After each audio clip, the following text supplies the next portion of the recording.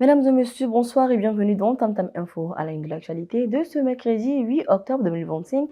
Retour à la normale à Bamako. L'arrivée des 300 citernes des carburants met fin à l'inquiétude. Nos équipes ont constaté une nette diminution de l'affluence devant les stations-service. Événement historique à Tombouctou. La cité des 333 saints s'apprête à célébrer les 700 ans de sa grande mosquée de Djengarey-Ber, joyau du patrimoine mondial de l'UNESCO. Lutte contre l'impunité, la police de Sadola a arrêté le suspect principal d'un assassinat commis en septembre dernier grâce à la collaboration d'un citoyen. Et puis, une triste nouvelle pour les internautes maliens avec la disparition d'Aminata Gakou, devenue célèbre sur les réseaux sociaux grâce à sa petite fille, la créatrice de contenu Djinekis.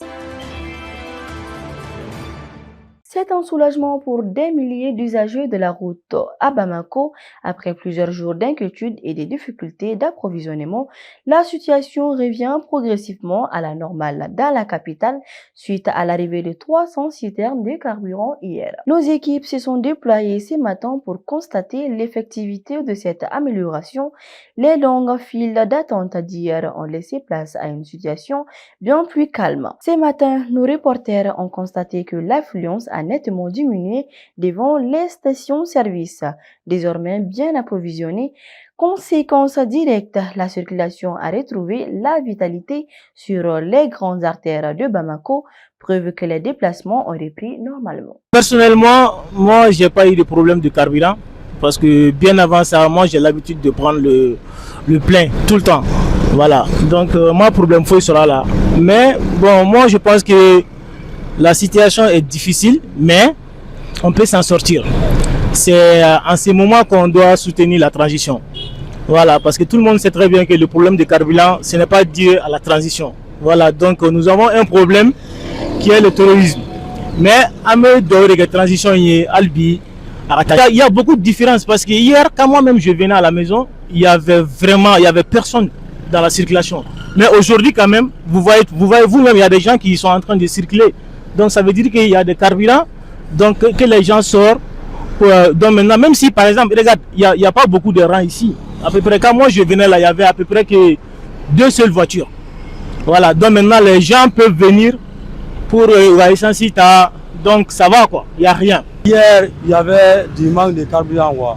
Aujourd'hui, on a trouvé facilement, alhamdoulilah. Bon, on remercie les chefs, les autorités. Aujourd'hui, quand même, on a pu trouver l'essence par rapport aux autres jours. Un événement d'envergure se prépare à Tombouctou. La cité des 333 saints va célébrer du 10 au 12 octobre le 700e anniversaire de sa grande mosquée de Djengarey-Ber, un site classé au patrimoine mondial de l'UNESCO et érigé au XIVe siècle par l'empereur Kankou Moussa. Les festivités mettront à l'honneur la tradition avec notamment l'écrépissage rituel de la mosquée par la confrérie des maçons. Des conférences débats sur les défis et perspectives de ce joyau architectural sont également au programme. Un moment fort de culture, de spiritualité et un message de paix pour toute la région. Sur le plan sécuritaire, la police de Sadola annonce l'arrestation d'un individu soupçonné d'un assassinat survenu le 19 septembre dernier dans la localité de Prokoto. L'interpellation du suspect a été rendue possible grâce aux informations cruciales fournies par un citoyen anonyme. Selon les premiers éléments de l'enquête, le drame serait parti d'une violente altercation au sujet d'un puits minier. Le commissaire en charge de l'affaire a salué cette collaboration et a encouragé la population à continuer de soutenir les forces de l'ordre pour lutter contre la criminalité. Enfin, nous avons appris avec tristesse le décès d'Aminata Gakou, affectueusement surnommée Ami, survenue hier. Elle était la grand-mère de la célèbre créatrice de contenu Djinekis. Ami était devenue une figure populaire et attachante sur les réseaux sociaux grâce aux vidéos de son quotidien, partagé par sa petite fille. Son franc-parler et sa spontanéité dans leurs échanges ont égayé le cœur de milliers d'internautes. Nos pensées vont à sa famille et à ses proches, qu'Allah l'accueille dans son paradis. C'est la fin de cette édition. Merci de votre fidélité sur Tamtam TV. Un hommage à la mémoire de grand-mère Ami et en pensant à l'héritage que s'apprête à célébrer Tombouctou, nous terminons ce journal avec cette parole sage d'Amadou Ampateba.